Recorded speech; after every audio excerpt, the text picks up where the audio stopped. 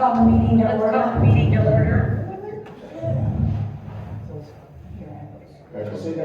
Call the meeting to order.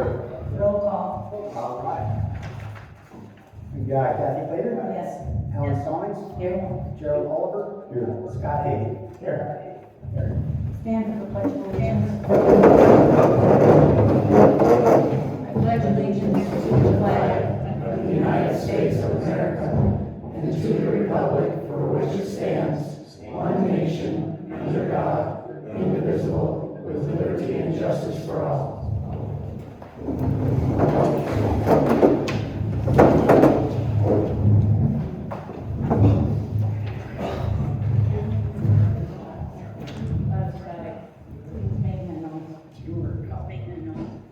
Just breathe. Hold the microphone above your mouth and breathing might be a little better.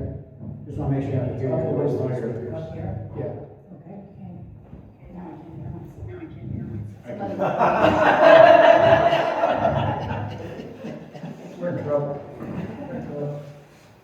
Okay, we're looking for approval of the agenda. All motion. Second. All right. Kathy Plater. Yes. Alan Stallings. Yes. Gerald Oliver. Yes. Scott Hagan. Yes. We're looking for the approval of the March meeting. Got a motion? On the minutes of the Minutes of March the meeting, yes. minutes of the March meeting, there's just a typo on the spelling of our supervisor's name, and it's Scanlan. With that correction, I move to approve the minutes. I'll second. All right. Kathy Plater. Yes. Alan Stallings. Yes. Gerald Oliver. Yes. Scott Hagan. Yes.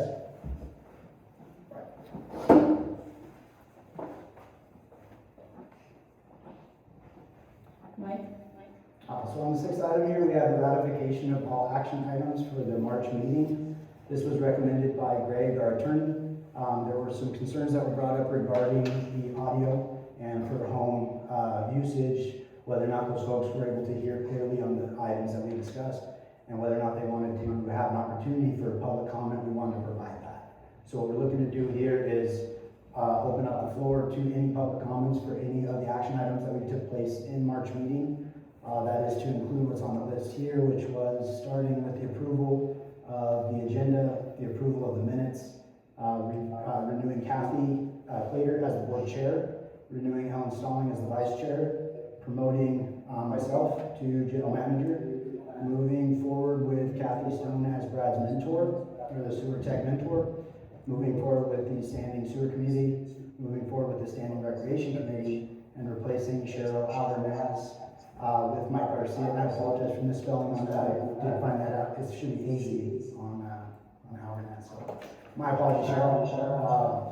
And then replacing Cheryl with myself for the OES grant as a point of contact. So at this point, we should open it up for any board discussions regarding ratification and then public comment.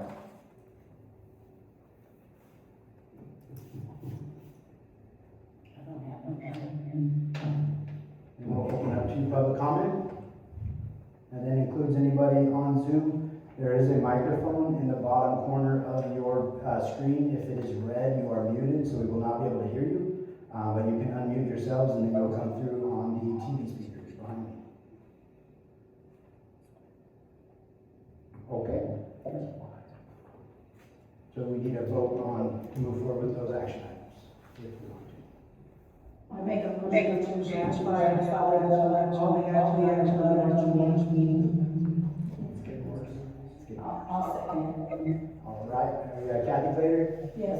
Alan Stallings, Yes. Gerald Oliver, Yes. Scott Hagan. Yes. And moving on to item 7, general manager report. So we've got a lot of things going on. I'm gonna go ahead and mute it. We'll make sure that we bring it back. It's gonna be too much. All right. Working through some audio and video things that are just fighting us tooth and nail, but we're gaining on it. So as far as the general manager report, continue to work forward with Amber, the OES or Nikki at OES, but Amber with VC3 regarding our audio and video equipment and cybersecurity. We are honing in and are pretty much finalized on the equipment that we want to move forward with. One of the challenges in that space is once we receive a quote for this equipment, we have to move quickly because the dollar figure of this equipment changes rapidly.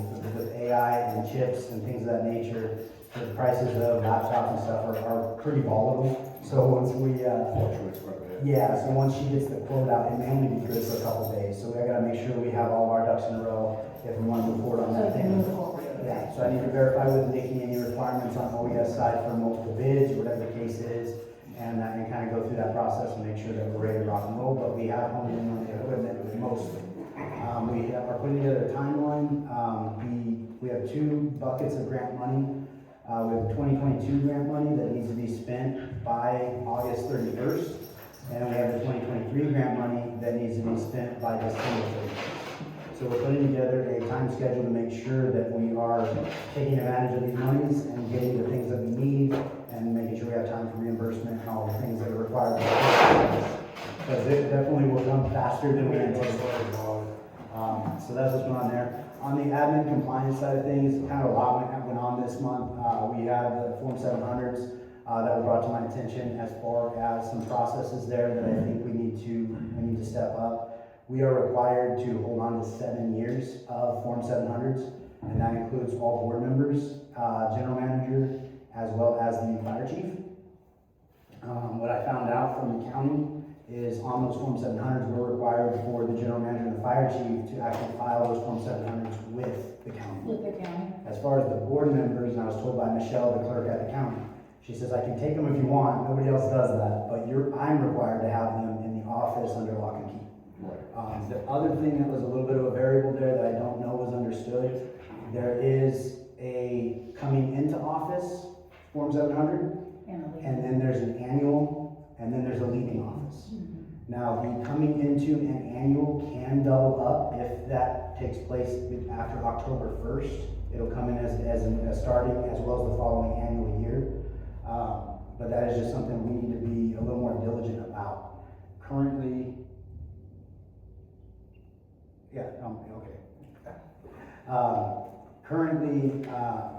sorry for that. Chris was texting me to make sure I knew what was going on this end. So,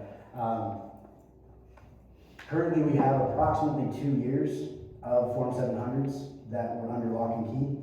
I am still going through boxes and trying to find to see if there are any more. I've reached out to Michelle at the county to provide any that she has on file. But this is obviously an area of opportunity that we need to figure out how we miss compliance on it and make sure we don't do it again moving forward. So that's what we got going on there. Also this month we have the sewer committee meeting as well as the recreation committee meeting. The first one will be the first Tuesday of the month, so please feel free to join us at those meetings, and we're looking for volunteers to help out anywhere and everywhere that we can. But the agendas, everything went out without a hitch, and those meetings went pretty good. They both were uploaded to the website. There were updates on the website for that new standing meeting, as well as they were uploaded to YouTube. So if you happen to miss them and you want to tune in, you can jump on the YouTube channel, and those guys are there and available. I've been meeting with Holly, the bookkeeper, weekly, trying to kind of figure out exactly what is going on. This is a very long, very long update. But we're really trying to get back to getting in a place where we can get our fiscal audits moving forward. The concern right now is the last audit that was done in fiscal year 23 does not match what we had in QuickBooks. So we're trying to reconcile that and figure out exactly what happened there. Currently, the move forward potentially would be, we have somebody on Holly's team that's trying to dive in and really figure it out. If she's unable to do it, the thought is maybe we reach out to Larry Bain, who provided the 23 fiscal audit, and try to see if he can work through the fiscal year 24 audit and get those numbers to match starting on the 24 and 24. We do have an action item later on to kind of go into more of that, but that's the update as far as that goes. So I'll go ahead and turn it over for any board discussion. I have a question about the OES update. Yes. originally we had put in for about $11,000 reimbursement. Any word on whether that's coming soon or has it arrived? It is, it did not go through, and so until the last meeting, we didn't have an active person that was able to actually pursue it. So we're working through that now, and it's kind of in process, but not as far as it should be. Okay, but it is in the works and it will happen? Yeah. Okay, thank you.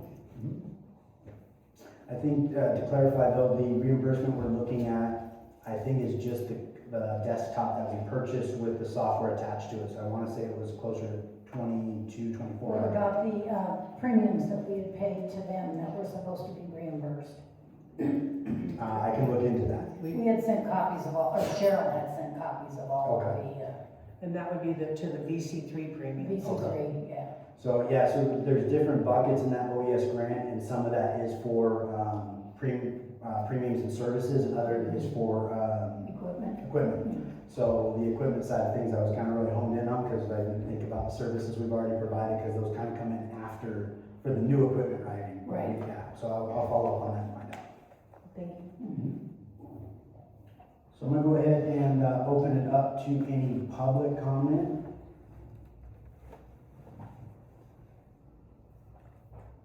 And that includes anybody on Zoom.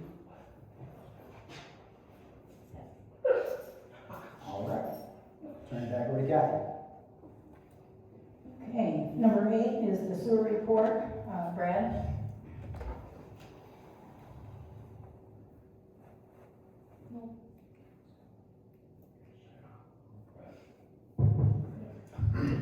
Hello. Over last month, work is focused on improving our sewer system organization documentation and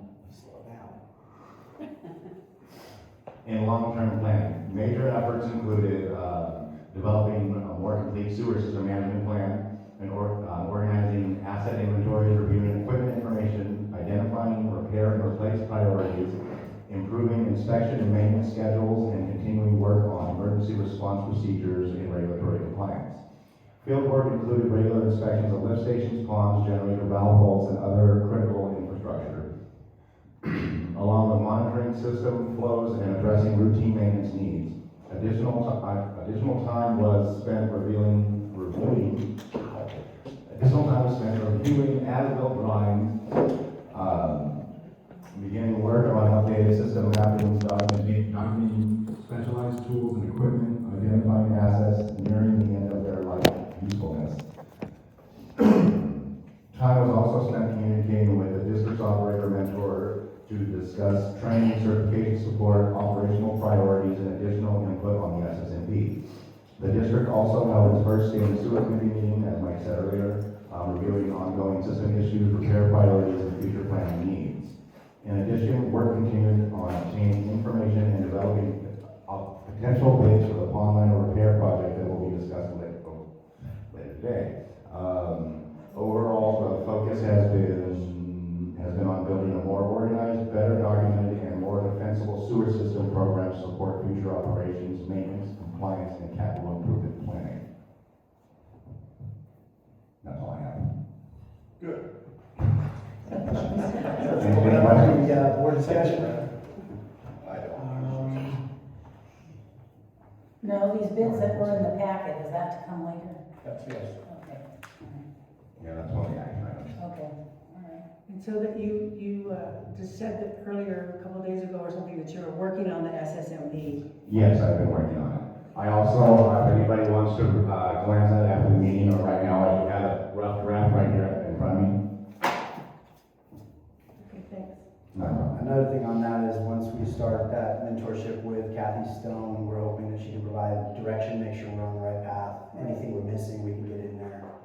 So we probably can get it a little closer to finalized once we start that process. Yeah, any knowledge we can steal from her would be great. Yeah, Yes. absolutely. Absolutely. Is there a time frame where it needs to be completed or submitted? We are currently in violation. It should be posted on our website. It should be ongoingly posted. The most current one I think I've seen was from 2011 for sure. We might have had one in 2016, 17, but it definitely needs to be updated and brought up to speed. Yes, for sure. So let's go ahead and open up to any public comment.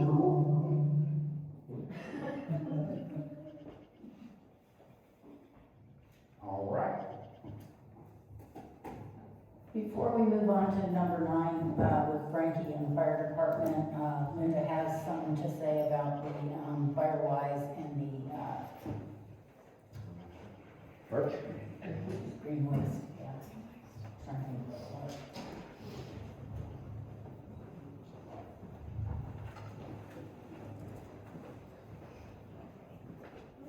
Okay, we do have dates set up for this year. What happened is the person that we had last year quit. He went to another location. So we had to start all over again with, contacting who we needed to get the bins and all that information. So, right now we are set up for, April 24th and 25th. The only difference this year is on Saturdays, we close down at noon. Because the trucking companies do not work on the weekends, they'll be on standby with us. So that's gonna be the only difference. But it'll be every other month. So that'll be, the good part of it. And they will cover the cost of the bins. And then, the other thing is I wanna make sure everybody gets their times in, so we get credit for those.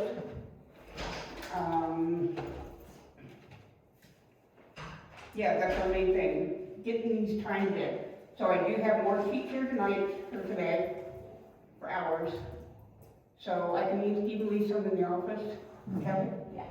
And then that way she can, if somebody comes in and Oh, wants information, you're talking about the cleanup times? Yeah. yes. I also have. So if you're out burning, you keep track of your hours. Comment, yeah. Anything you do at the house, you keep track of the hours. If it's even cleaning a screen, they say to keep track of the hours. Okay.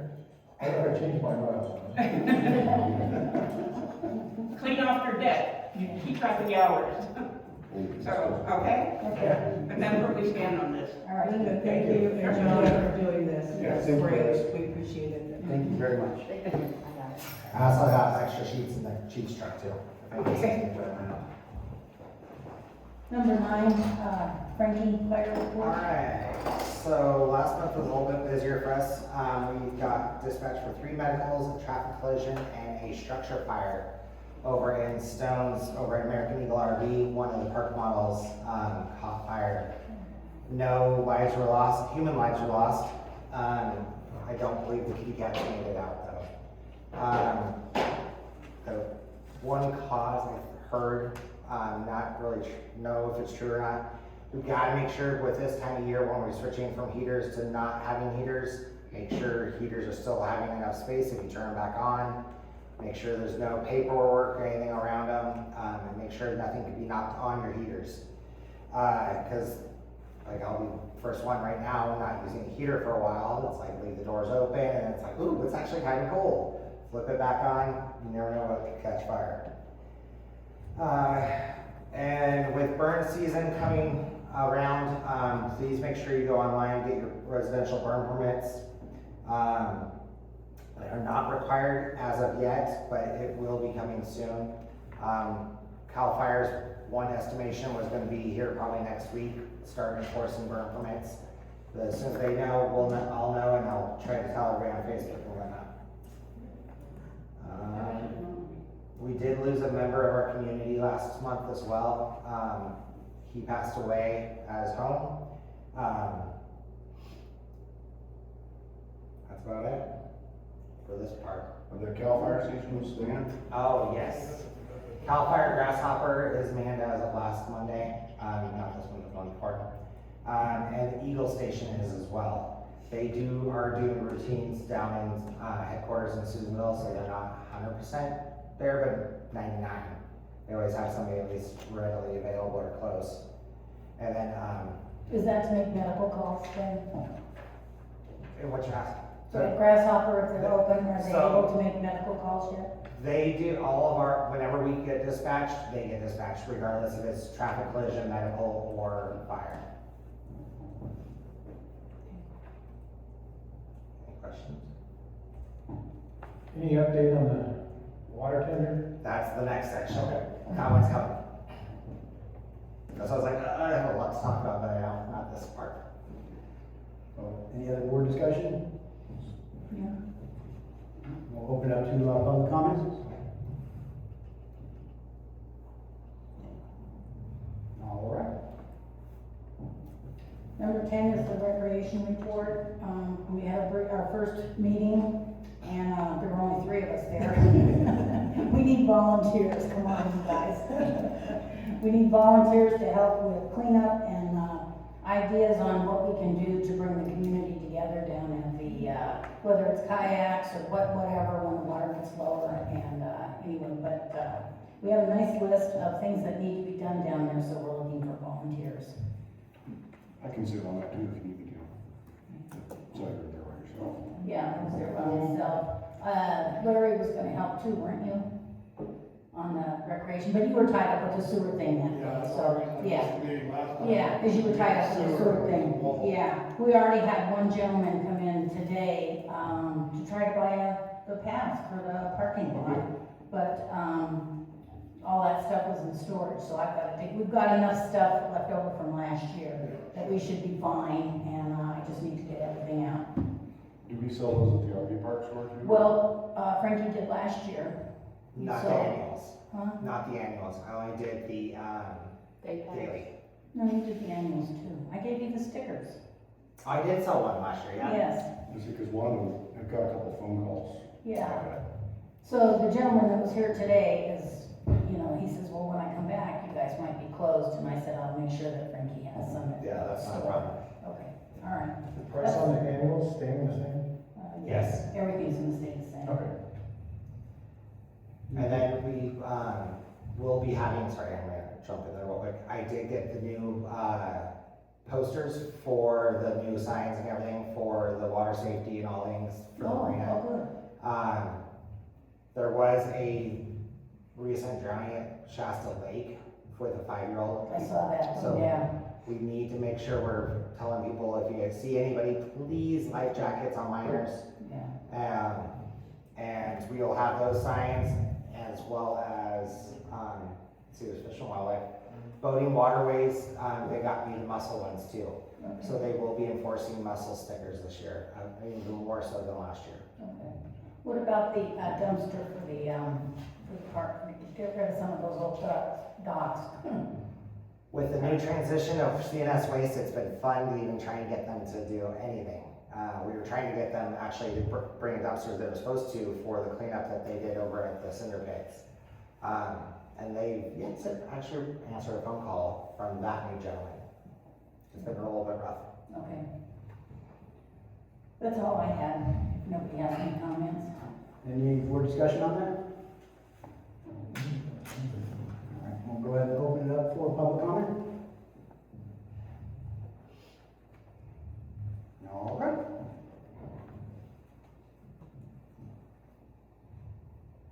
We'll move on to item 11. Item 11 is board reports. The only thing I have is the gossip that is still going around this community is unbelievable.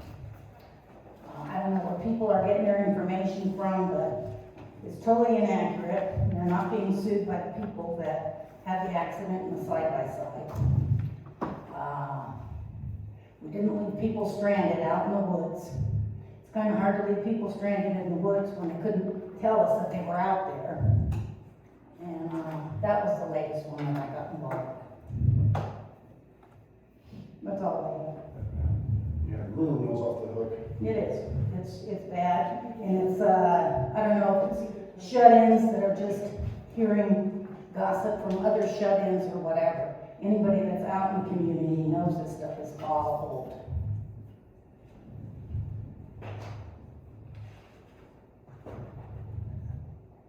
And the fire chief with all his vacations, that was another one. I guess they don't realize that we have a volunteer fire department. Everybody on the fire department has a full-time job. And they're allowed to take vacations.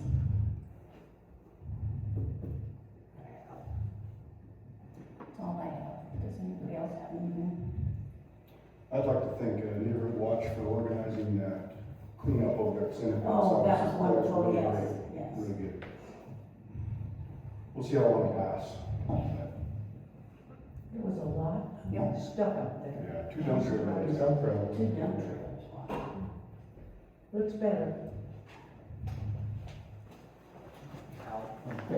Okay, so my report is about, the LAFCO meeting. We've been meeting with Jennifer at LAFCO through Zoom for several months since the municipal service reviews, came out, and we're trying to, come up to expectations for the district on several items. Some of those items are our financial audits, which we're talking about, our website compliance, our managing our public records requests, our Brown Act compliance, SB 827, which is financial compliance, our strategic plan, which we're talking about today, and fire department certifications. And we discussed website, some issues with our website and how we're trying to be current with that. So all in all, I think that through the support of LAFCO, we've been able to answer several of the issues that they have brought forward in the municipal service review. We're still working on some of those, but I feel like we're really making a lot of progress, and appreciate Jennifer's help in doing that.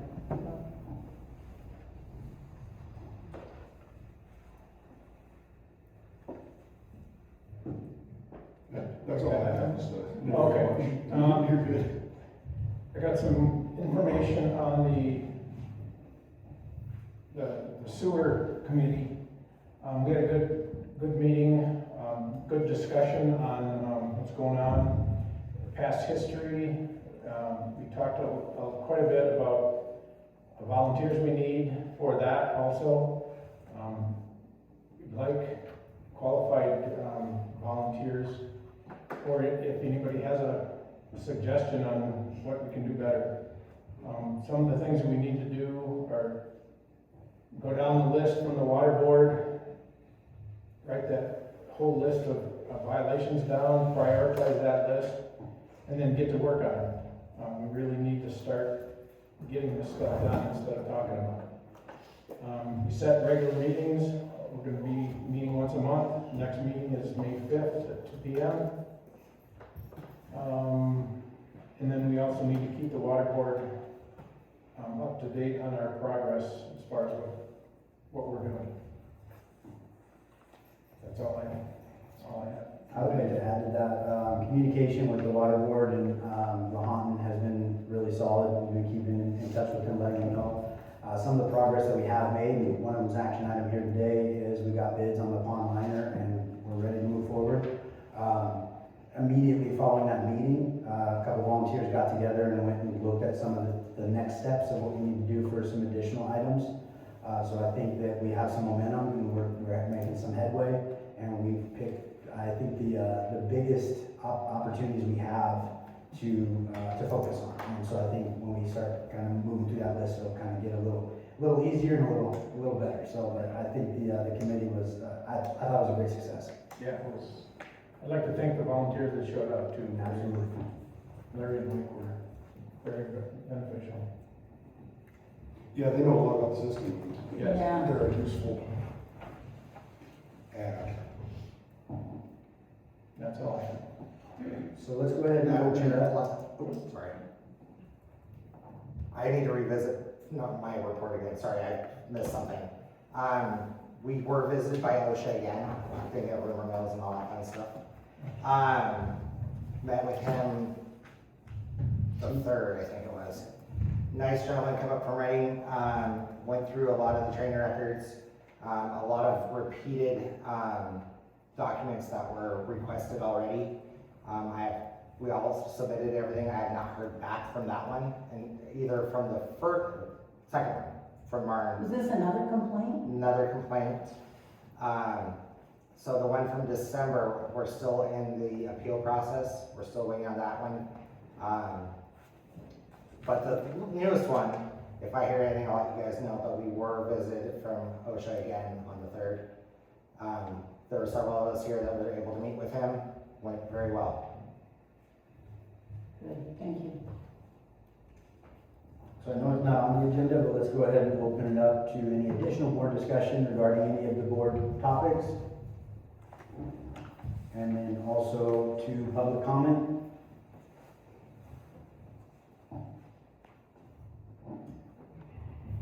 All right, we'll move on to old business. Mike? All right. Technician. So on the sewer technician mentor update, we've been working with Kathy Stone to work with Brad to work towards his grade 1 certification. That's an ongoing process. I was hoping today we could settle in on a budget that we can move forward with. Currently, our goal is to find assistance and be able to afford this project, because it's going to be a pretty sizable financial undertaking. To get Brad all the way to his certification, it requires, I think 1,960 hours was the most consistent number I've heard, but there's a span between 1,600 and that. So it's gonna be a while for us to get that done. And I've talked to Kathy about being as creative as we can, because obviously we're working alongside Brad, all of those hours is not gonna be financially feasible. So what I was hoping we could do, my recommendation would be maybe starting with a $2,000 a month budget. That would buy us basically 1.5 days with Kathy per month. But then we could do Zoom calls, phone calls, stuff of that nature where there's not travel. And hopefully we can get credit on all of Brad's working hours as long as we're touching base with her consistently. But we're trying to kind of figure out what that looks like, and without a budget, it's a little bit difficult. So I was hoping to come back to her with something that says, we are willing to commit to this much money for the next 3 months while we try to figure out funding and whatever the case is. And I think 2,000 a month would probably be a good place to start. Obviously, the more the better, but we only have what we have, so. Mike, would, during a sewer committee meeting, a couple of the volunteers volunteer to help Brad in certain ways. Would that be credit towards that, you know? It would only count if they have their grade certified or higher certification. I think that it requires sponsorship of somebody with the current certification. Okay. So unfortunately not. Now, that being said, the experience and hands-on time, I mean, it's all going to be a benefit. So at the end of the time, we have a test we have to take. So the more knowledge we have in that space, the better off we're going to be. So not to say that it wouldn't be welcome or encouraged or loved if we can get that extra mentorship, but it wouldn't count towards those hours. So, I mean, Brad would just report to her daily, basically, and it would add to the hours. Yeah. Okay. My goal would be to set something up where maybe the last 15 minutes, the last half hour of each day, he reports his day to her. They go back and forth on what went well, what didn't, and she can provide that training to give him credit for the whole day. Yeah. And then sooner than later, I'd like her to come out. So to be totally transparent, she has a grade 3, a grade 4, and she's a grade 5. So there's 3 different people that work within her business. So between the 3 of them, it sounds like they're going to kind of share this mentorship with Brad. So depending on who wants to come out and spend the day, they might come up, spend the night, and then work 4 hours in the afternoon, 4 hours in the morning, and then head home. And they did say that they would be eating the travel costs. So it'd just be hours worked with Brad that we'd be paying for. But at $150 an hour, it adds up pretty quick. It's approximately $1,200 a day for an 8-hour day. Yeah, for sure. You mentioned, and Brad actually mentioned this about like scholarships or grants to help us fund this. Is that a possibility? Yes, so in that space, we filed our technical assistance request through Lahontan. That was the first step.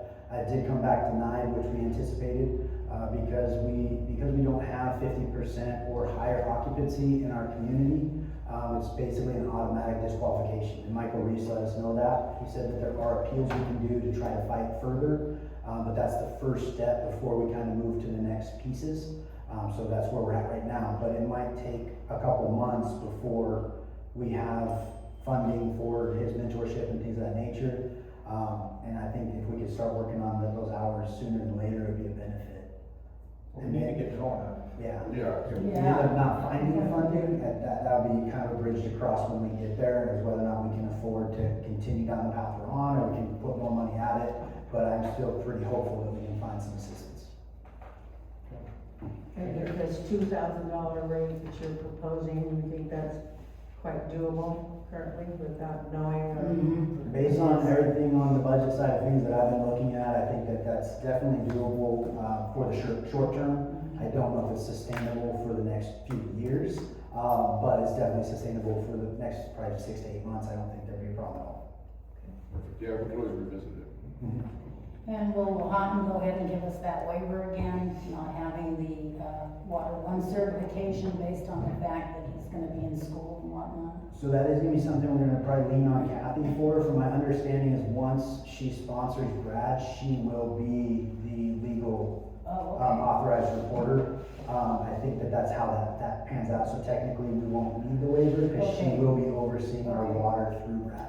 Okay. If I'm wrong on that, I will definitely let you guys know, and we'll look into extending that, Okay. that thing if we need it. But from what I understand, we do not. Definitely stay on top of that. Yeah, We yeah. need that. It's going through October, so we have until Yes. October to get that renewal, but we definitely don't wanna wait that long. No. If I'm wrong, we'll forward fast. We'll put it on the shelf. Yeah. So I think that covers board discussion. Let's go ahead and open up for any public comment.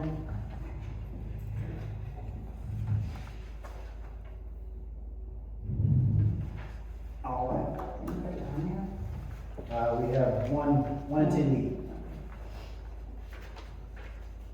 Item 13. Before, do we want a motion? Oh, to yeah, go, or- right, yeah, we wanna go ahead and motion to start that. Oh, yes, I'll make a motion to start that. Yeah, Let's get it going. with the $2,000. Second. All right, vote Kathy Blader, Yes. Alan Stallings, Yes. Gerald Oliver, Yes. Sky Hagan. Yes. Perfect. We'll move on to item 15. Strategic plan adoption. We did get some comments from some of the citizens. Most of it entailed our ADA compliance, which we have been a little lax on, and we need to really work on that. And they've set it up, or we've set it up so that we're going to ensure that the district programs, services, facilities, and communications are reasonably accessible to all members of our public in accordance with applicable state and federal laws. Number one is evaluate current public facing materials, facilities, websites, documents, and meetings for accessibility and improvements. Implement reasonable improvements to enhance public participation and access where feasible. Incorporate accessibility considerations into future planning, capital projects, technology upgrades, and communication practices. Provide staff and board awareness and public training related to accessibility best practice. Review existing policies, grievance procedures, and accessibility planning documents, and update them as needed. The roles and responsibilities are that of the general manager and the administrative staff. One thing I wanted to mention that because of the curb in the front, this facility is open during normal business hours. Anyone that has a problem going through the main door over there can come through here and go right into the office through that back door. Good catch. Yeah. But, that will, until we get the curb situation figured out, what we're gonna do out there, but that's a good way. That door's always unlocked, so We do have access. anybody that needs to come through there is more than welcome to.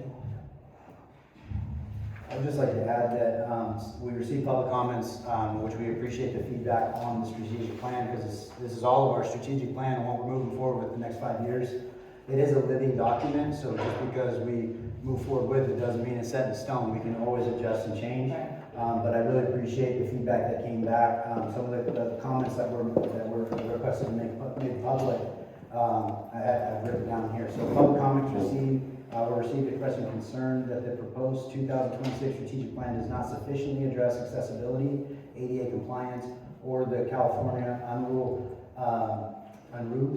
Civil Rights Act.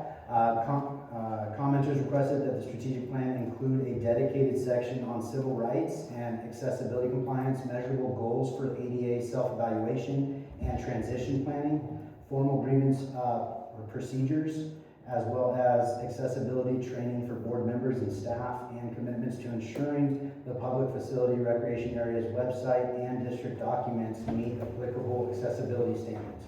Additional comments requested that the district include recurring budget allocations for accessibility-related improvements, including ADA audits, digital accessibility, barrier removal projects, and future compliance efforts. Commenters also recommended that the strategic plan more clearly integrate accessibility considerations into future sewer, fire protection, recreation, and capital improvement projects before final adoption of the plan. And I do think that these are, I mean, we do have an elderly community here. We do, And I think yes. there's a lot of benefits that this is gonna bring to the plan. Yeah. And it's good for us to keep our eyes on this. And so the list that Kathy had read off was the proposed change that would go into element 4. There's currently 5 objectives in element 4. Now, the strategic plan is not a super specific document. It's kind of more of a oversight scene. So this isn't a exhaustive list of what should be taking place here. Right. But it's a great guideline, a great suggestion, and that's why I propose we add it to the strategic plan in that space.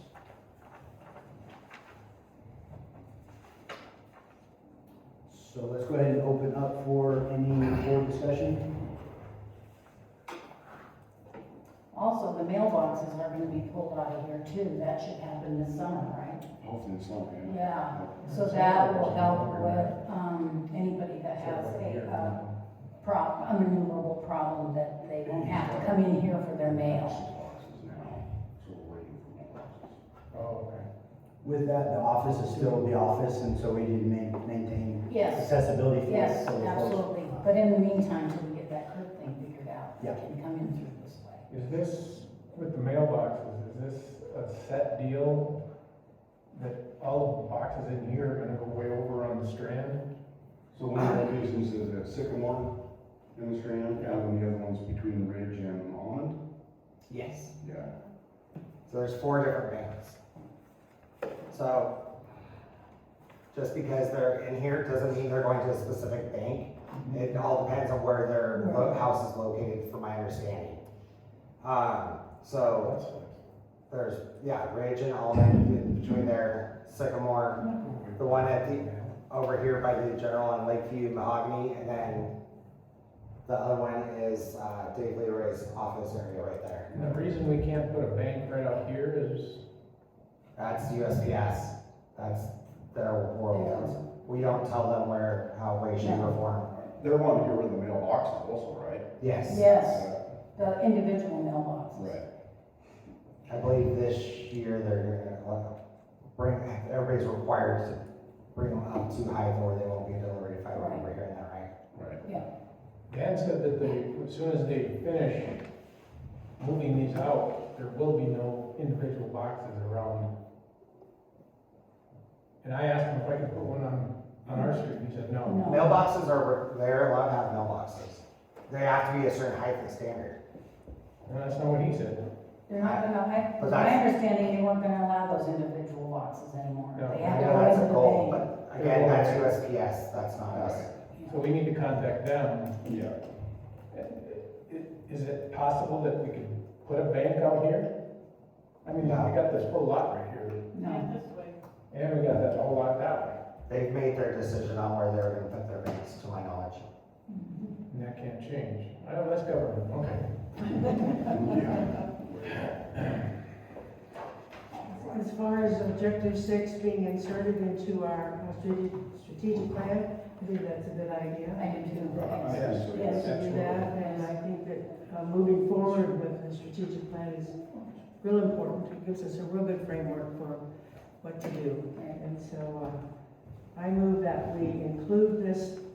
Before we get there, we gotta open up for Oh, public sorry. comment. So let's go ahead and open up for public comment. All right, and I would also like to thank Carrie Gratman. I think she did a lot of work putting this together.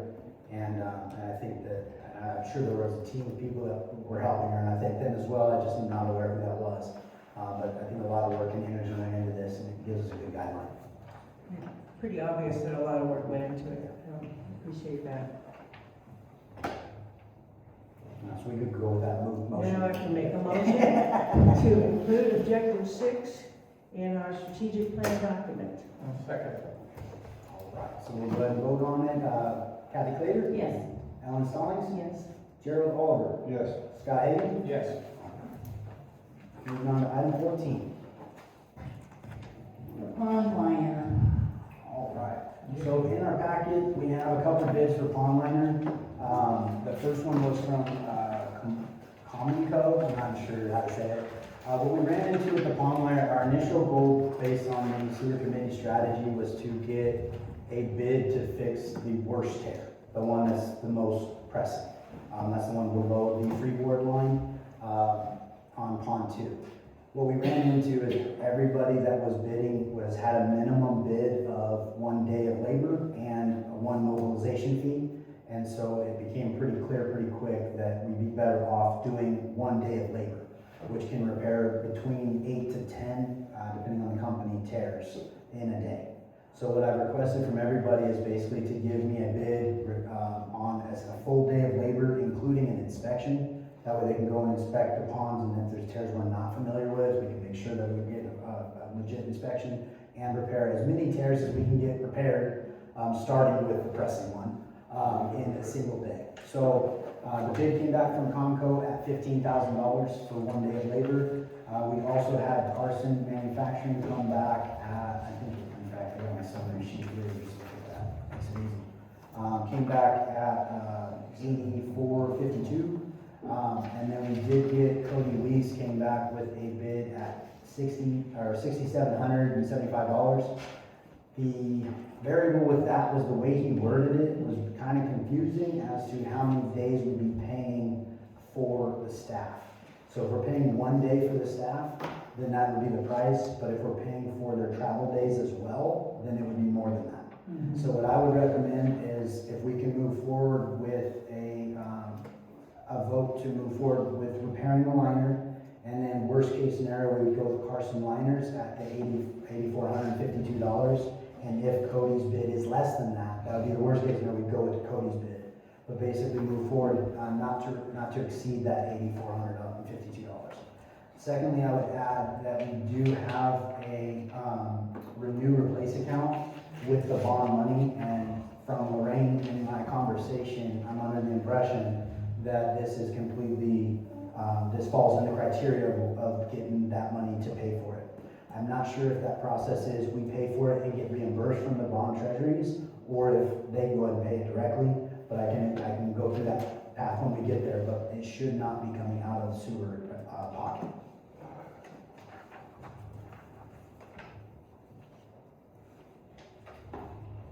Is there, I understand reading through this stuff that there's no warranty on anything that they do. That's a great call. Due to the age of the liners, nobody was willing to warranty any of the repairs, which is obviously unfortunate. But the process for fixing the liner it's more than we can do. And it's a welding process. There's equipment involved.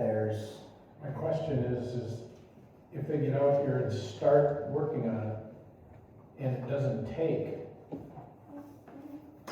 do we still owe the $8,500?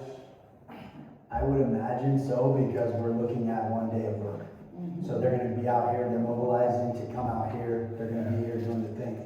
That being said, during the sewer committee meeting, Dylan from Keller Associates, one of the questions I personally had was, are we painting the walls of a burning building? Yep. And he said specifically that patching and moving forward is going to extend the longevity of the liners, and that would be a far smarter way to go than replacing the whole thing. Right. It is coming up on, I think the liner typically lasts between 20 and 30 years, pending care, pending UV exposure, pending a lot of things.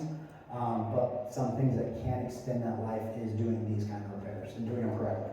And one of the things that they said also was the more we can keep the ponds that we're going to use full, then when things do go, because that'll protect the bottom. And when things do go bad, it'll be just the sides that we have to replace, not the whole pond. Okay. Any other board comments? It'd be nice to eliminate one of those ponds so we could keep them fuller. And, We did need to do that, and that's what we're talking about during the committee meeting. I would like to look at Carson liners.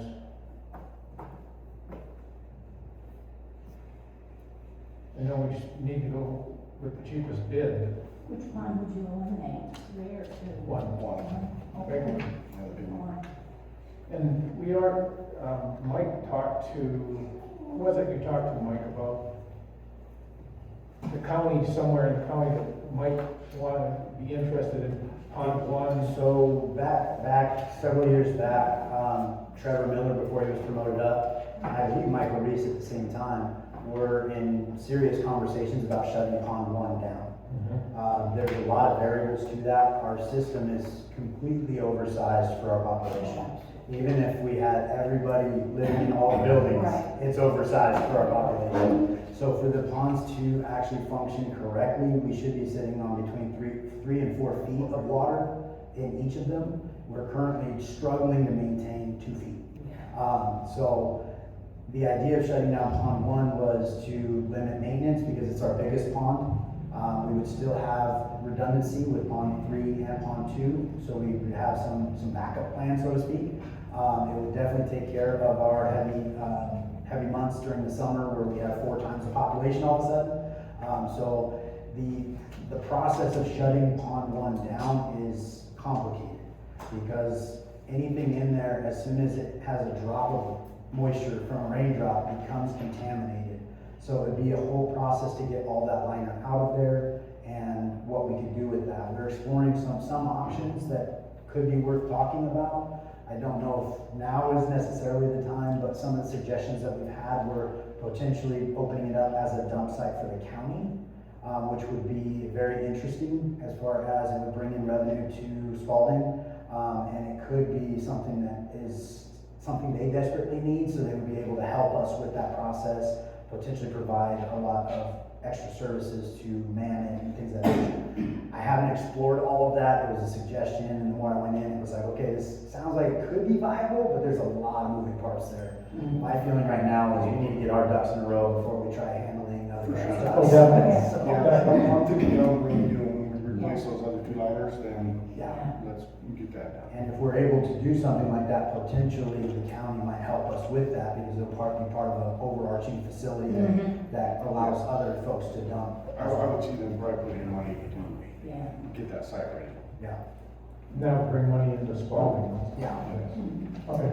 Estimations are somewhere between 100 and maybe 300,000 a year potential. So we'll go ahead and open up for public comment. And then again, we're kind of got derailed there, but we're talking about the bid for the tear in Pond 2, as well as the most pressing tears, a full day's work. In talking to different people with the bids, which one did you have a feeling that you? I thought since you talked to them. Joseph Flores at Carson Liners was probably my go-to. Okay. Unless Cody's bid did come in at $6,700, which I've sent him an email for clarification. He's currently on vacation. He'll be back, I think he said the 12th. But ultimately, they are all qualified. They all have decent reviews, so I would probably go with the lowest price myself.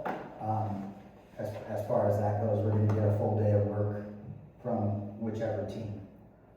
So that would be my suggestion.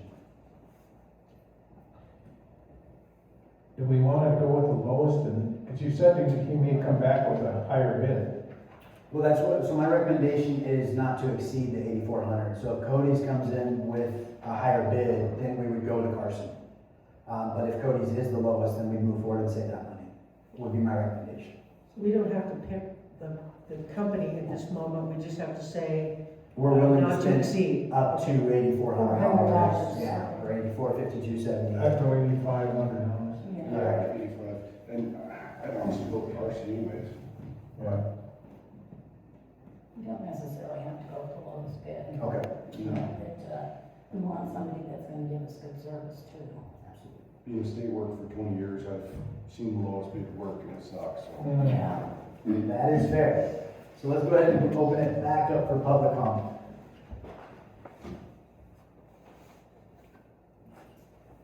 All right.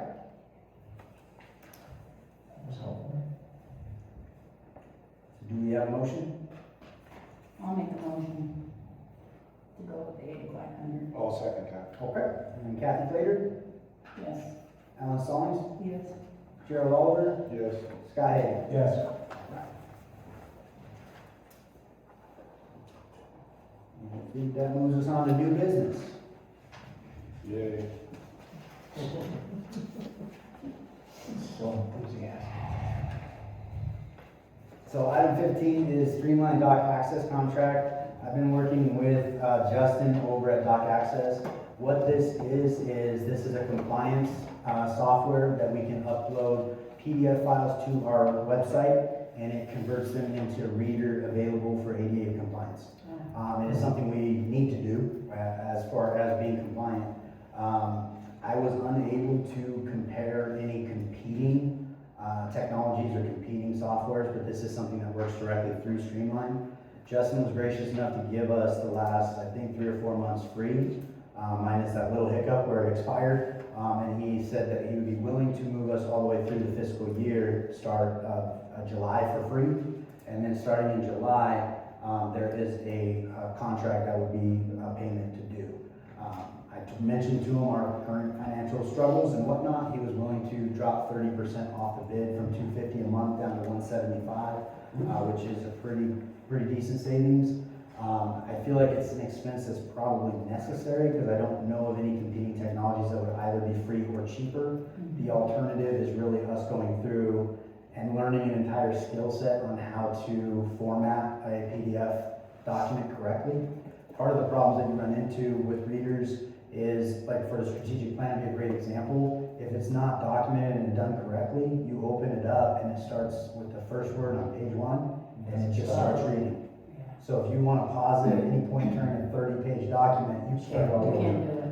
So what this technology does is it chapterizes and makes it a lot more user-friendly in that space, at least from my understanding. I have not seen it in process, but that's what it's supposed to do. So I think just in the interest of maintaining compliance and so forth, I would recommend moving forward with Dock Access. But if you guys want to table this one and let me see if there is any alternative options out there, we can take a peek. Does that work with all readers though? I mean, I don't know if they're all different or the same or. So there's 2 major readers. The one that this one is designed around is, I think he said it was JAWS, which is one of the most common, but it does work across the board. Some of the more niche readers, it might have minor hiccups, but it's still going to be significantly better than us just uploading a PDF document. Right, of course. Streamline, we got a contract with Streamline already. They host our website. Yes. Yeah. So Dock Access is a kind of an auxiliary product to the hosting of our website. Oh, gotcha, yeah. Yeah, I think we should move forward with that. We're looking forward to Let's it. just get it done. It needs to happen. We'll go ahead and open up for public comment.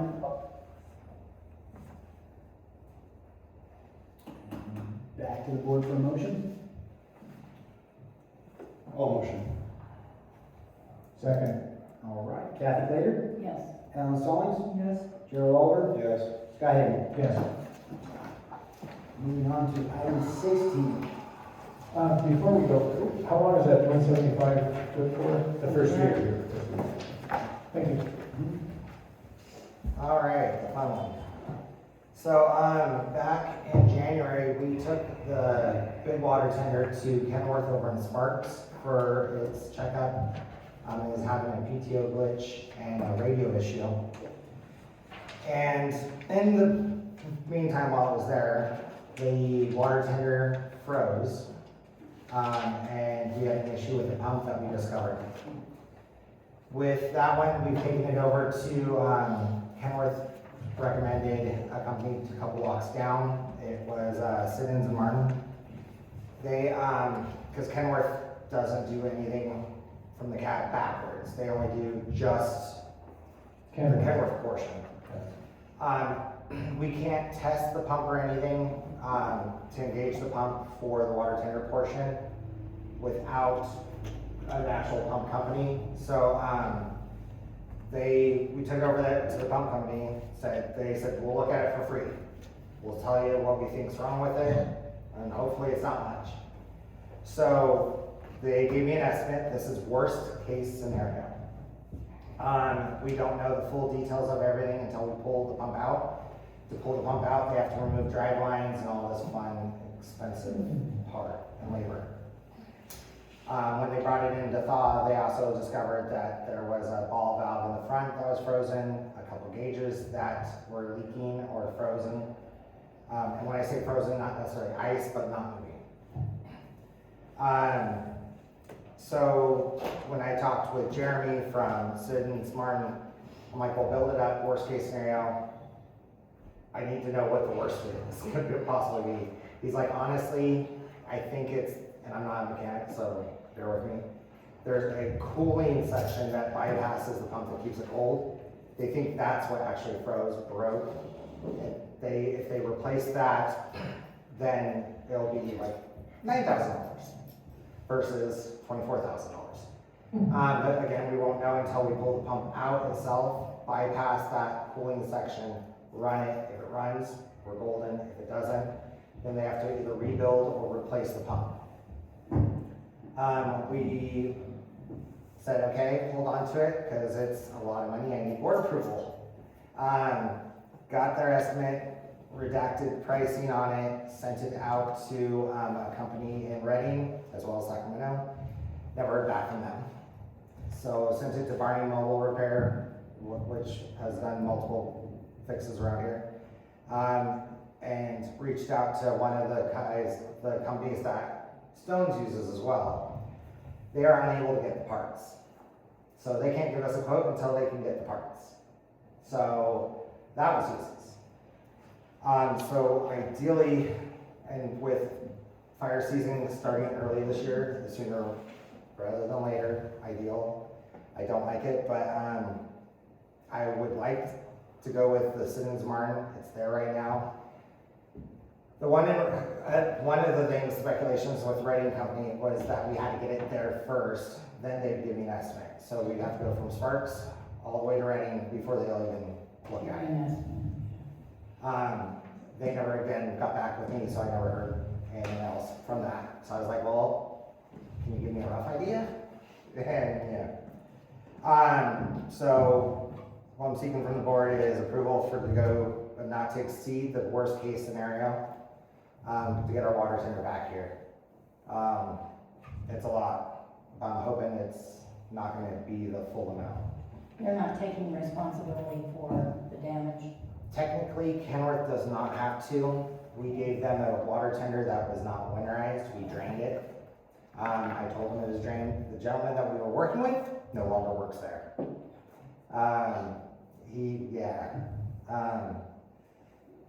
They are willing to work with us.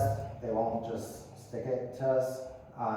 And again, we haven't paid them for storage or the work that they have done from the Kenworth portion either. They were like, we're not even going to give you a bill until we get this figured out. So, yeah. Any questions? So you said that it was drained? We drained it for transport, but we did not You drained winterize the big tank. You didn't drain the pump. the pump or the other valves. It's a whole winterizing process that I was not aware of.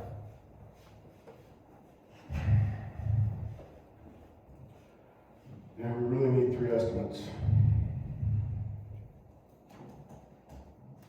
I know it's gonna be tough to do, but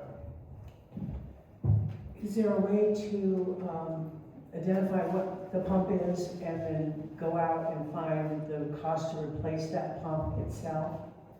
We have the serial numbers and everything from this buildup, and they. I mean, if that's the worst case, it needs to be replaced, is that the large number? Yeah. Okay. What was the total price? $23,658.60. That's worse. It could only be 9,000. Yeah, it'd be anything less than that. They won't With know until with they some pull it out. possible help from Kenwood. Yes, So the 23 is total pump replacement? total pump replacement is what they told me. And that's how I understand it from the quote. Remove and replace. Brand new, worst case scenario, if they can't rebuild or if it's actual pump. And we're gonna know that when? When they pull the drain lines, pull it out, and drop it out. So they need The work has to be approval. approved before we, They're not doing any work until it's approved. so to get the other bids, would it be legitimate to go ahead and say, okay, we have this pump, worst case scenario, we have to replace that, so could we go out and say, what would you charge to replace this pump? Pull, Just to be able to remove, and get those replace. bids. That would be like taking a car somewhere and saying, geez, I think this is what's wrong with it, how much do you think it'll cost? And that's what, basically, I've redacted this side of it, where they saw what this job to be done, apples to apples. Yeah, Please give me a price. And then. And two of them said, we can't give you a price because we can't get the parts. yeah. And it's tough to give a price if you're not doing the work and you haven't looked at it. Right. Yeah, You have to see where the damage is. I think we should go with it. Get the tender back up here where it belongs. yeah. What are we gonna do if we have a fire and we don't have it? Well, luckily with the last structure, we had the other water tender and they have a hydrant system over there, but over here, we don't have the hydrant Yeah. system. Do we have insurance to cover that? The insurance does not cover the equipment on the truck, it just covers the truck itself. Of course not. Yeah. Somebody can make money on the insurance company.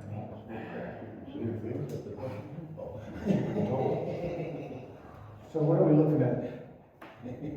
Approving the whole amount?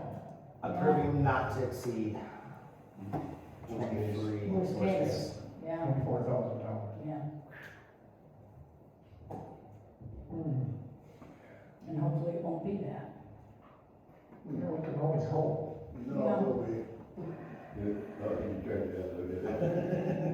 It's not doing any good to sit there. I was gonna say. No, it certainly is not. Make sure we We public can't do comment. nothing. No, we cannot do nothing, right? It has to be repaired. Yeah, Speaking of the budget, do we have that? We do. Yes. we have roughly 118,000 in the fire account. Yeah.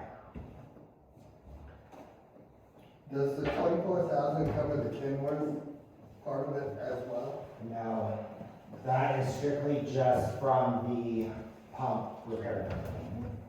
So how much is that? Are they That's, gonna the give you a Kenwood price on side, that? they're not even billing me until we get it back to them. So we don't know, okay. The last time I talked to them, before this, they were estimating the PTO repair and service to be about $800. Now, the service, did that include the engine light that came on? Everything, when I hooked that back. Okay. It was the engine light, an issue with the coolant hose, and unfortunately because of the lack of use, they had to repair or replace several coolant hoses and engine hoses. Okay, let's not go to that. Okay. But $800 was the roughly what they told me for the repair, or the service from Gotcha. Yeah. But yeah, no, it was separate. Do you think it'd be advisable to talk to an attorney on their responsibility on this? Before we give $25,000 away? Did they say anything about antifreezing it when you took it down there? No. Well, They it's said, not their responsibility, it's our truck. And you're only looking on the front, not the back. No, And the weather was still good when I went down it there. is what it is. Yeah, it is what it is. Needs to be fixed. any other questions from the public? As I say, we kind of went through board discussion, but let's go ahead and open up for any additional public comment.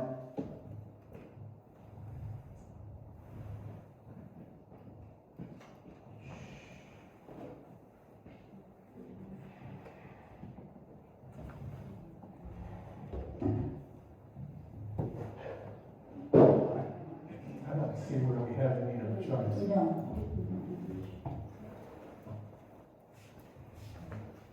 Well, it's worth more to us than that. Yeah. Definitely. I mean, for $500,000, probably more than that, I don't know. Right, more than that. And they said roughly if we do, once we get, because I told them we were gonna be having a meeting today, we should have it back if we do approve this by the end of the month. Should be back here in the neighborhood.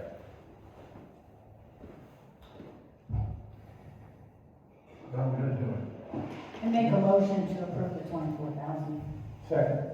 All right. Kathy Glader, Yes. Alan Stallings, Yes. Darrell Walter, I'm gonna abstain. Sky Hayden. Yes. All right, we'll move on to item 17. General manager's contract. Who's that? Yeah. Actually, We have one of those? I used the, contract that, Carrie had used for Vince, Okay. except that I made a few changes in it. But, basically, it's pretty standard, $30 an hour to start, 40-hour work week, $200 insurance allowance, and other than that, it's pretty just standard requirements, but we need to have an approval on the actual, have you seen that? I did, I read it. Okay, you Yeah, read it it. was very Pretty, standard. pretty simple one. Yes, pretty simple. One of my questions, the board may periodically evaluate. Mhm. Are we gonna set? Should be annually, right? It's annually, we did it annually. Okay. But if- Maybe we wanna change that. If somebody does an exceptional job, then obviously we could do it at any time. I didn't see a probation period in there either, was there? Yeah, 3 months. Yes, 3 months. 3 months.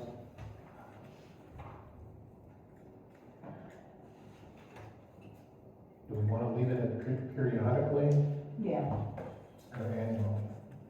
I think periodically, because then that gives us more, Do it when we feel like it. you know. You have to be on your toes. All the time. Yes. Both of them. Yes, it is. I did want to just make a minor clarification. You said 40 hours, I think it's up to. Up So to, as, yes. as things hopefully kind of get Oh, better yes. and more in line, I Right. mean, I'm not going to be sitting in the office doing nothing. So Nothing, right. I want to be respectful of your guys' time and hopefully we can start whittling that down, 30-ish or whatever, Yeah. but basically whatever's needed up to 40 Yeah. hours. Whatever's needed to do the job. So you're is trying done. to do that, Scott. I'm trying to save you money. So is there a review process? Probation period is 3 months, so that would be a review at 3 months? Mhm. 3 months, yeah.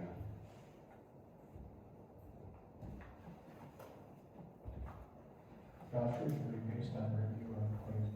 Okay. So I think at this point it's probably safe to open up to public comment. Mhm.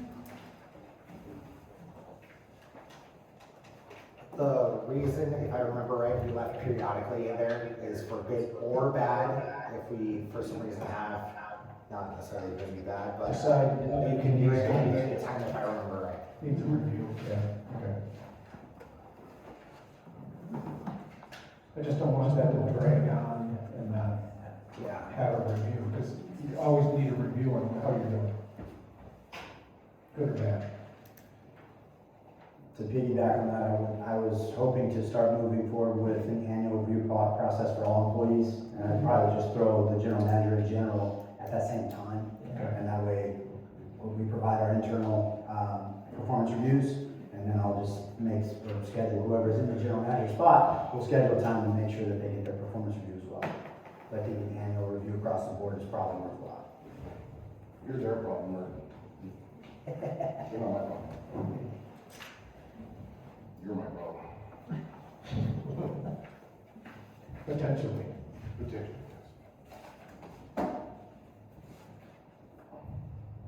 Any other comments? Open it back up for public comment.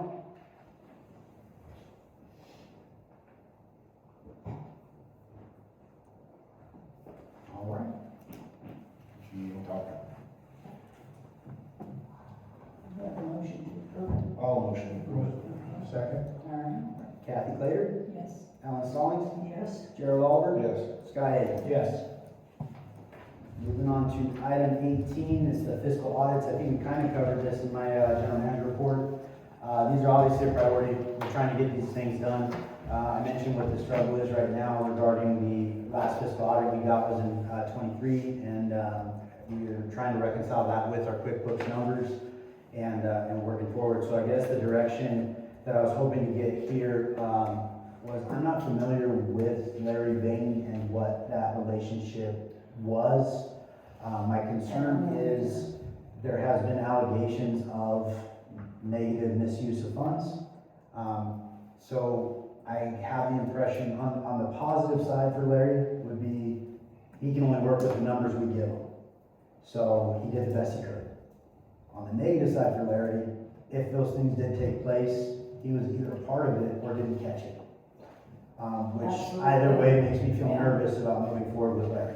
Yeah. That being said, I don't have any personal relationship with Larry. I don't know why we used him to begin with or any of that, so I'm kind So of you shooting look for blind. somebody else. So the idea was potentially getting Larry back involved to get 24 done and reconciled to our books, because he does have the history there, that he probably has knowledge for 23 that he might be able to sculpt that and put it where it needs to be. But I also don't want him to short end of the stick because I don't know. And if he does have the knowledge and history here and he did a great job, then I think continuing to use him would be the right move. But at the same point in time, it's kind of a crash I don't have. Does anybody have history with him? No, Yeah. because the last thing that he did was 23, so. Yeah. Who hired him to do that though? Can we talk to that person and see, Marley? Marley? Oh, yeah, we can talk to her. Copy that.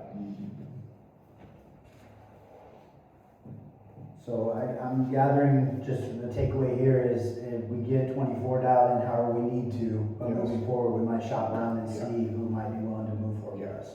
That needs to be done sooner than later. I do have a suggestion from Holly, and then I'll put together 2 additional folks and kind of bid it out just like we would normally, and just kind of see who gives us the warm and fuzzy. Okay. Any additional board discussion? I'll give Marley a call and see what she knows about him. Okay. Very much to know. And then open up for public comment?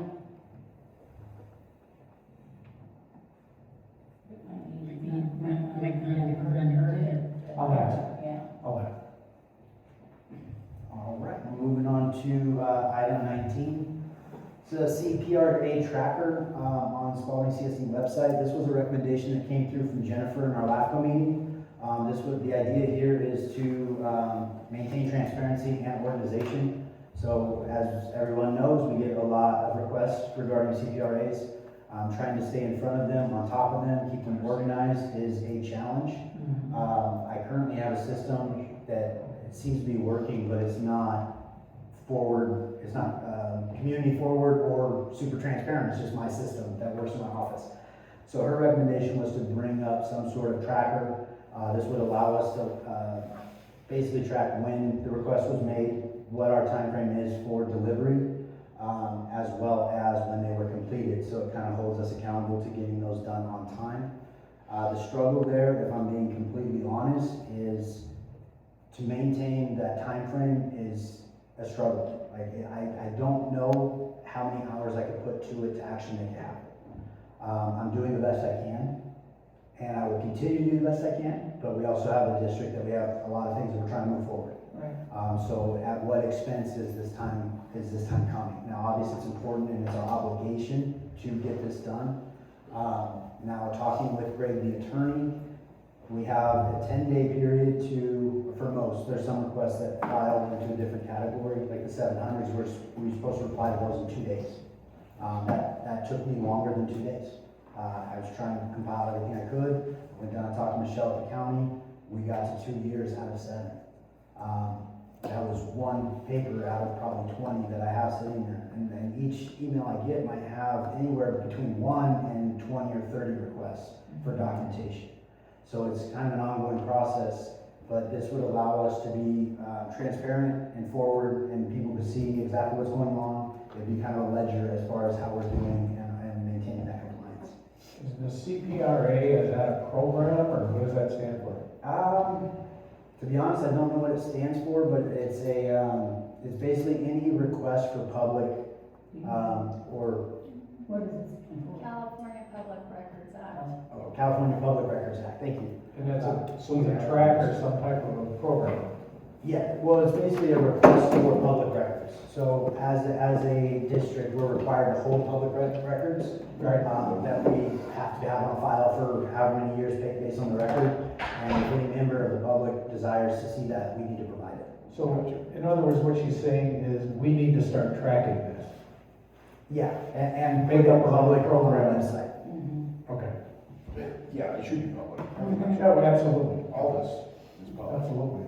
And it would be helpful too, Transparency. because after we have provided this information, then it's provided to everybody. Yes. Yes.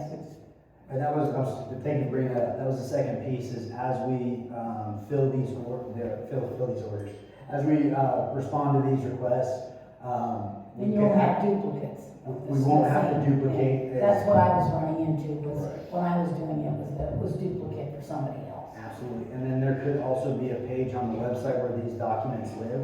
Mhm. So once they're public, they stay public. Yeah. And that way, it's always accessible. Just to be clear, the interest of the CPRA is to hold us accountable. Because Right. we have an obligation to the community to be transparent, to provide and work with integrity. And at the end of the day, I think that there's been situations in Spalding that have probably lost some trust with community. And I think we need to earn it back, and this is part of that process. It's just a little bit overbearing, and we're gonna do the best we can. And hopefully, as we start getting more and more trust with the community, maybe these requests kind of taper back, because they can see the integrity we're working with. So this is an action item, what are we looking to do? Basically voting to make this public focus and put it on the website. We need to vote on that? We shouldn't have to, but let's do it anyways. My feeling is like, I don't wanna do anything excess, that, I want the board involved. I want you guys to be a part of the decisions that are being made. And I think that ultimately this involves everybody. And so anytime that it kind of is a community thing, I think it's good to get it out here and talk about it in front of everybody. It's good for you guys to be on board. If you tell me, hey, that's a waste of your time, I'm spending $30 an hour, I'm not gonna pay you an hour to do that, that's stupid. Then I'm not gonna spend the time to do it if that's what you guys feel, because at the end of the day, I'm here to serve, so. Yeah, I wanna know why it's not up yet. Okay. That's what I want. Perfect. Make a motion to, adopt this. Before we move, is there any additional board comment before we move to public? All right, let's go ahead and move it to public comment. No, sir. That's it. All right. And we'll come back to, Make a motion to adopt this program. I'll second. all right, Kathy Clater, Yeah. Alan Stallings, yes. Gerald Oliver, Yes. Scott Hagan. Yes. Moving on to item 20, we got the onboarding checklist. To be fair, this very well could be something that already exists. It was not something that I personally experienced coming on board. What I'm looking to kind of do here is sift through the policies. If we do have a current policy, I think it probably needs to be updated and enhanced.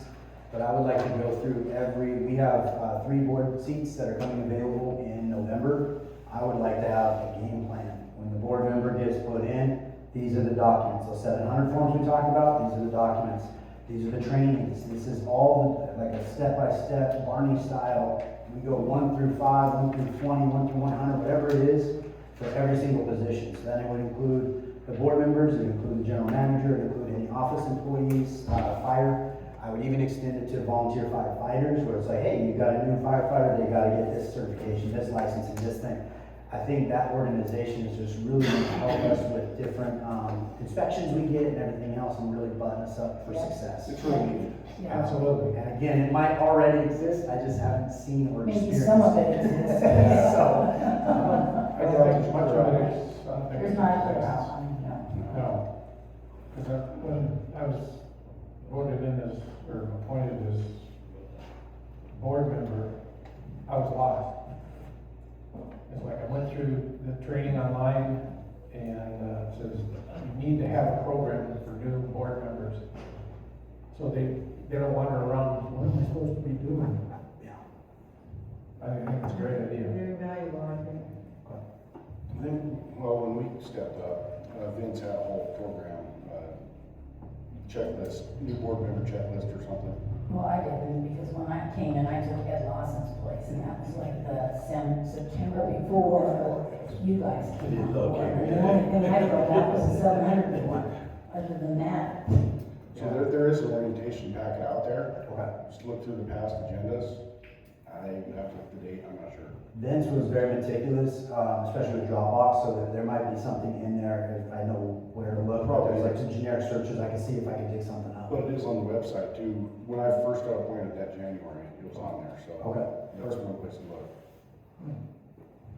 Any additional board discussion? no. Let's go ahead and open up for public comment.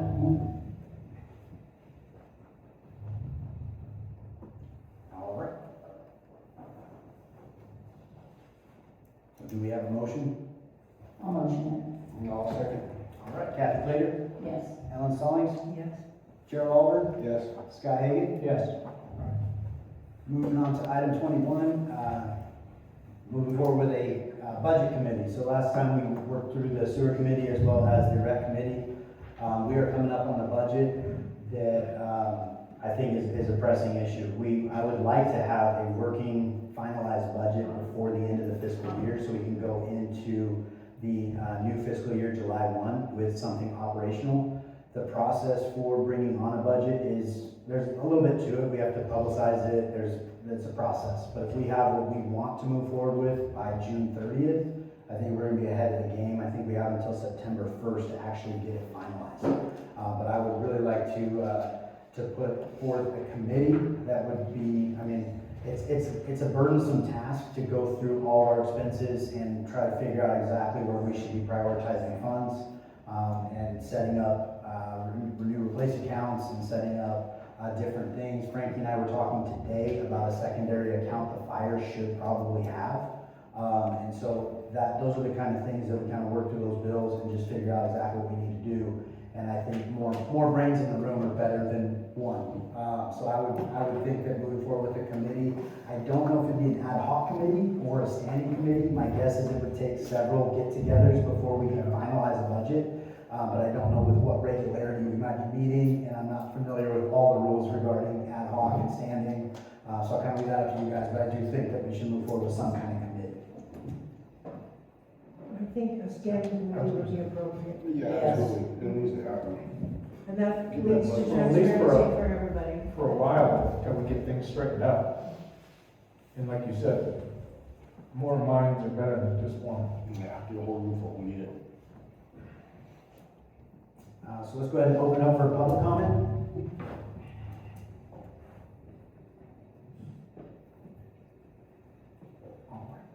And in order to form the committee, we would need at least one member of the board to volunteer. Thank you, Al. Thank you, Al. Thank you. And do I make a motion? Yeah. I'd like to make a motion to establish a budget committee, a standing budget committee. Second. Yes. All right, Kathy Clater, Yes. Ellen Solly, Yes. Gerald Oliver, Yes. Sky Hagan. Yes. All right, let's move on to item 22 with Kathy. Motion to adjourn the meeting. I will motion. Second. Kathy Clater, Yes. Ellen Solly, Yes. Gerald Oliver, Yes. Sky Hagan. Yes. Meeting adjourned.